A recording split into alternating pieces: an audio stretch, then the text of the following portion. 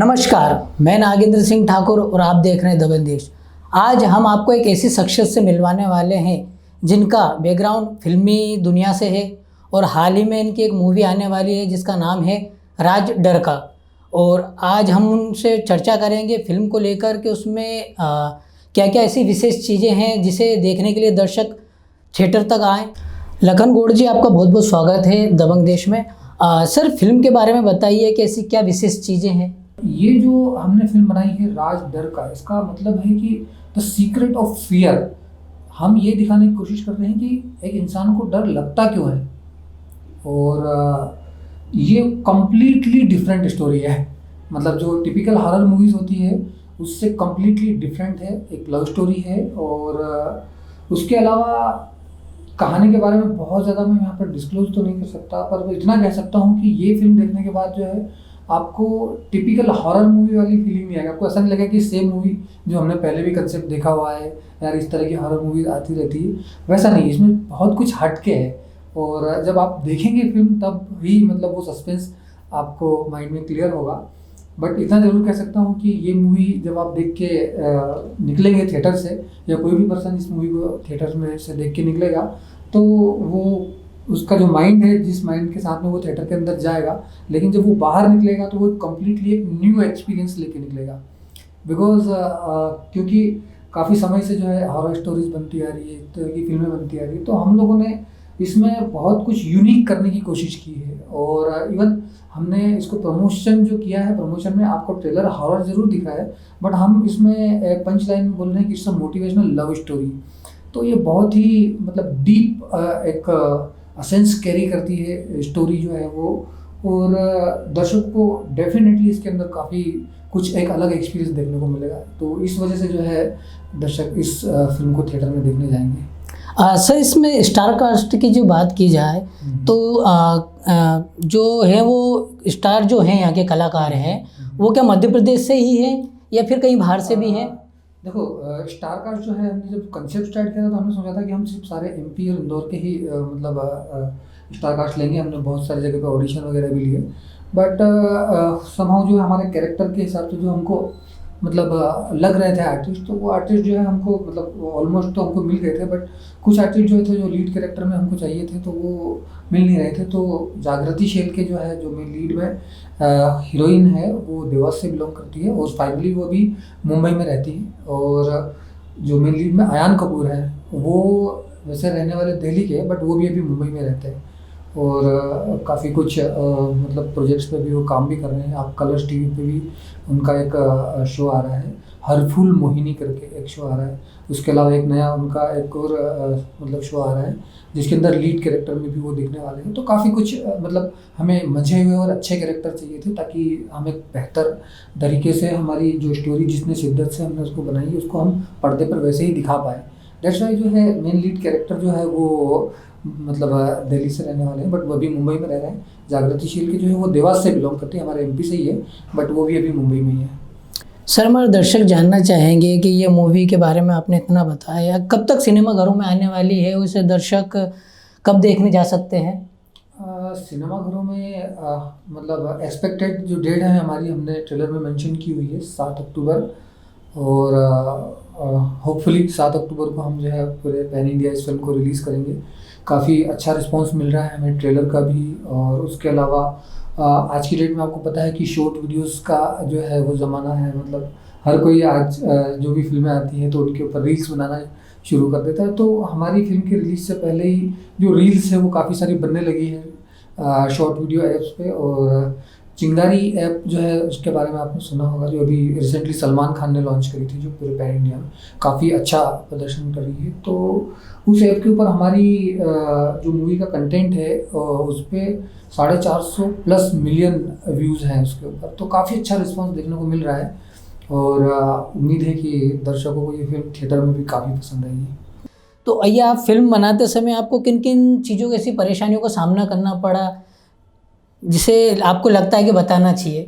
अब हमेशा ऐसा होता है, आप चाहे फिल्म मेकिंग करो, चाहे आप कोई सा भी बड़े से बड़ा काम करो, तो आप 100% चीज़ें वैसी नहीं होती है जैसी कि आप सोच के उस चीज़ को शुरू करते हो।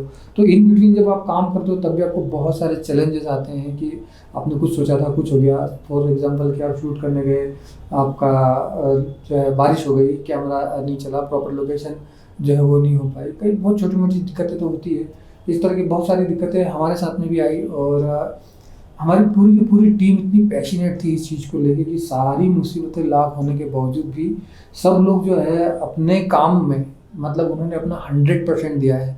और वो चीज़ मुझे सबसे अच्छी लगी। बैक एंड जो है, बैक कैमरा में चाहे जो चल रहा हो, लेकिन हमारे आर्टिस्ट जब कैमरा के सामने आते थे और जैसे ही एक्शन बोला जाता था, आप भूल जाओ सारी दुनिया, फिर वो प्योर एक्टिंग ही करते थे और उनका जो बेस्ट होता था वही देते थे। और मुझे वही चीज़ मतलब सबसे अच्छी लगी। यहाँ पर जागृति की बात करूँ तो भाई साहब पूरी स्क्रिप्ट उस लड़की ने अपने दिमाग में याद कर ली। मतलब उससे आधी रात को आप पूछ लो तो उसका डायलॉग वो पूरे रटे हुए थे, उसको इतना मतलब पैशन था उसके अंदर। और अयान जो है वो भी बहुत अच्छा एक्टर है। मतलब मैं आपको अयान की बात बताऊं कि मेरी तरफ से टेक ओके हो जाता था कि ठीक है, ये मेरे को जो चाहिए वो मेरे को मिल गया।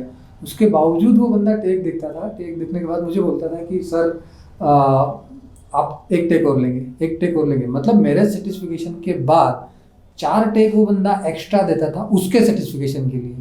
तो वो डेडिकेशन उसका देख के मतलब मेरे को लगा कि मैंने सही लोगों को फिल्म के अंदर चुना है। तो वो सब करते करते फिर जब हम एडिटिंग पे गए तो VFX जो है वो बहुत इंपॉर्टेंट होता है किसी भी फिल्म के लिए।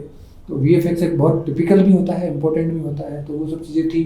तो दिक्कतें तो मुझे बहुत सारी आई। देखो, दिक्कतें डिस्कस करने से मतलब वो नहीं होता है, बट अगर आपका जज्बा है, आपके अंदर जुनून है, तो फिर आप सारी प्रॉब्लम्स को फेस करके आगे बढ़ जाते हैं और अपनी मंजिल को हासिल करते हैं। तो वही सब चीज़ें हमारे सामने भी हुई।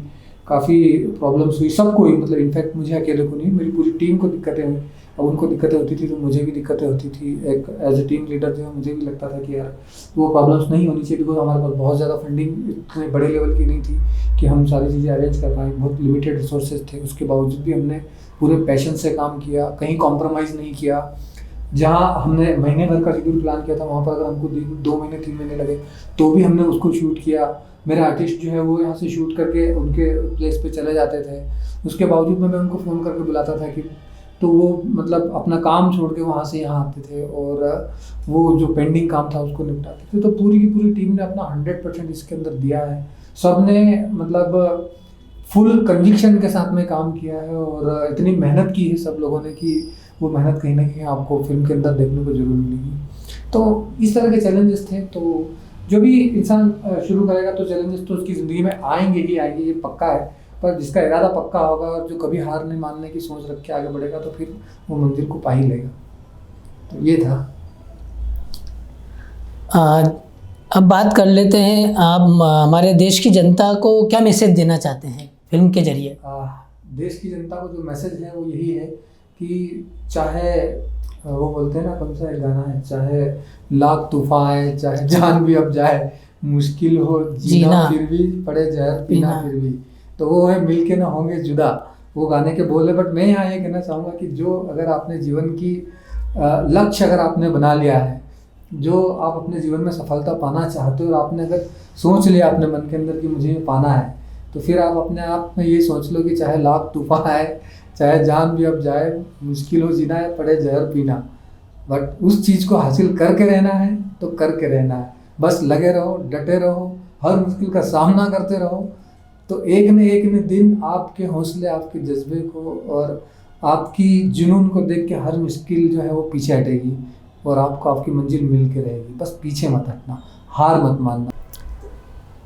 लगातार फिल्मों में कंपटीशन बढ़ते जा रहा है। अभी हाल ही में वेब सीरीजों का चलन बढ़ चुका है। ऐसे में आपकी फिल्म दर्शकों को कितना लुभा पाएगी? आपको क्या लगता है कि दर्शक इसे कितना पसंद करेंगे? ये काफ़ी इम्पोर्टेंट क्वेश्चन जो है जो आपने पूछा है कि आज वाकई में आपने सच बोला है कि कंपटीशन बहुत ज़्यादा है, बहुत बड़े बड़े बजट की फिल्में बन रही हैं और वो बॉक्स ऑफिस पर रिलीज़ हो रही है। देखो, इसका जवाब मैं आपको ये देना चाहूँगा कि मैं एक डायरेक्टर बहुत बाद में हूँ। डायरेक्टर होने से पहले मैं एक दर्शक था और मैं दर्शक आज भी हूँ। तो एक इंसान जब थिएटर में 100 रुपये की टिकट लेके पिक्चर देखने जाता है तो वो कहीं ना कहीं अपना एक एंटरटेनमेंट के लिए जाता है कि उसका जो टाइम है 2 घंटे 3 घंटे का वो अच्छा बीते, उसके साथ में उसको जीवन में कुछ न कुछ उससे बेनिफिट भी मिले, कुछ सीख। आपने 3 इडियट्स देखी होगी, आपने कई सारी, अभी MS धोनी बीच में आई थी, PK, मतलब इस तरह की बहुत सारी हिरानी साहब की जो मूवीज़ आपने देखी है, तो बहुत ज़्यादा मतलब एवेंजर टाइप की मूवियाँ नहीं है वो। अगर आप देखो स्ट्रॉन्ग मैसेज है इसके अंदर और वो पब्लिक को पसंद आती है। तो मैं जहाँ तक कंपटीशन की बात करें तो कंपटीशन तो बड़ा ऑब्वियस है ही है, बट ये 2 मतलब बेसिक रीज़न है जिसकी वजह से मुझे ऐसा लगता है कि ये फिल्म पब्लिक को कहीं ना कहीं पसंद आएगी ज़रूर।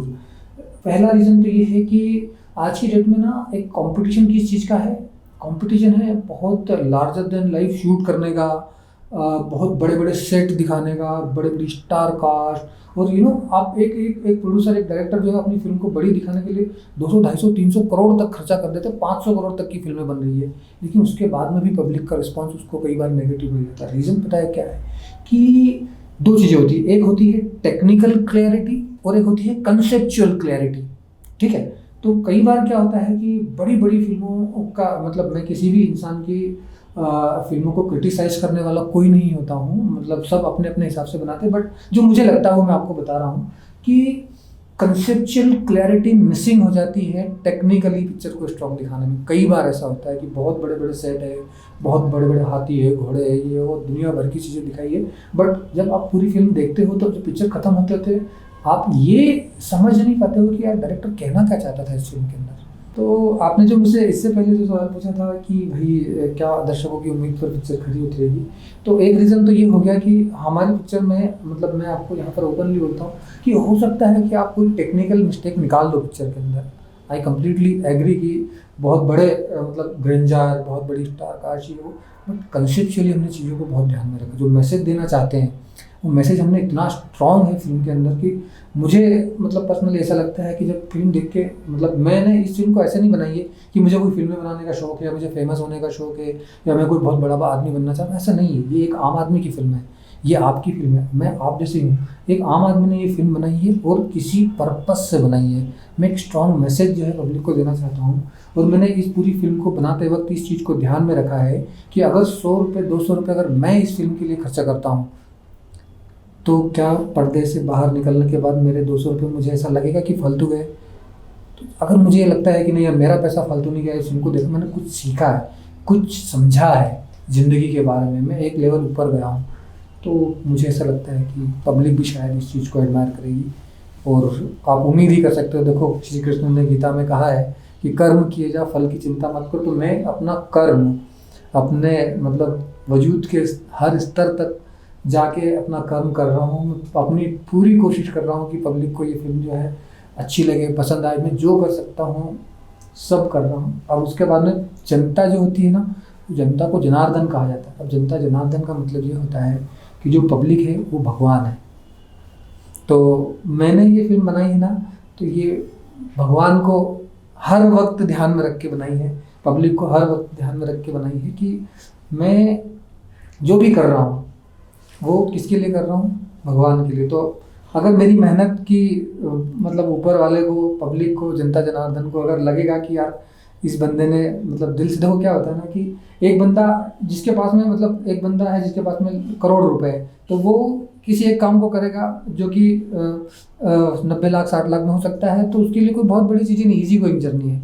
लेकिन एक बंदा ऐसा है जिसके पास में 20 लाख है, 50 लाख रुपए है, उसको 5 करोड़ का काम करना, तो वहाँ कन्विक्शन दिखता है। वहाँ पर ये दिखता है कि कैपेसिटी कितनी थी और बंदे ने करके क्या दिखाया। आपने वो कहानी सुनी हो ना, भगवान राम जी जब पुल बना रहे थे तो एक छोटी सी गिलहरी थी, तो वो अपने हिसाब से छोटा सा कण उठा के वहाँ पर डाल रही थी, बट उसका कॉन्ट्रीब्यूशन नहीं, उसका पीछे का जो इंटेंशन है वो इम्पोर्टेंट था। तो दैट इज़, मैं यहाँ पर पब्लिक को यही बोलना चाहता हूँ कि मेरा जो इंटेंशन है इस स्टोरी को पब्लिक तक पहुँचाने का, जो इंटेंशन है मेरा कि यार इस फिल्म से किसी इंसान की लाइफ को एक पॉजिटिव डायरेक्शन मिले। ज़रूर मैंने थीम हॉरर रखी है, बिकॉज एक इमोशन होता है डर, जो हर इंसान में होता है। आप कहीं करियर में कुछ बड़ा करने जाओ तो आपको डर लगेगा, कोई एग्जाम देने जाओ तो आपको डर लगेगा, जीवन में हर कदम पे आपको डर लगेगा। लेकिन उस राज डर का, आपके डर के पीछे राज क्या है, वो मैंने इस फिल्म के अंदर दिखाने की कोशिश की, और आप उसको कैसे ओवरकम कर सकते हैं ये दिखाने की कोशिश। It's a complete different story, it's not a typical horror film की ठीक है भाई किसी लोग घूमने गए वहाँ पर भूत आ गया, उससे लड़ते रहे 2 घंटे और अंत में भूत मर गया, उसमें से टीम में से 8-10 लोग भी मर गए, एक आधा बच गया। यही स्टोरी होती है हर टिपिकल फिल्म की, but this is not that kind of film, this is a completely different story. तो मुझे ऐसा लगता है कि यार पब्लिक कहीं ना कहीं तो इसको नोटिस करेगी, और बाकी फिर जनता जनार्दन है, जो उनका फैसला होगा वो एक्सेप्टेबल है, कहीं से कहीं तक कोई दिक्कत नहीं है। ये थे हमारे साथ फिल्म राज डर का डायरेक्टर लखन गौड़ जी। और आप दर्शक से भी मैं कहना चाहूँगा कि अपने नज़दीकी सिनेमा घर में जाए और इस मूवी को देखें। आपको बहुत बहुत शुभकामनाएं, और दबंग देश परिवार सदा आपकी ये शुभकामना करता है कि ये फिल्म खूब चले। बहुत बहुत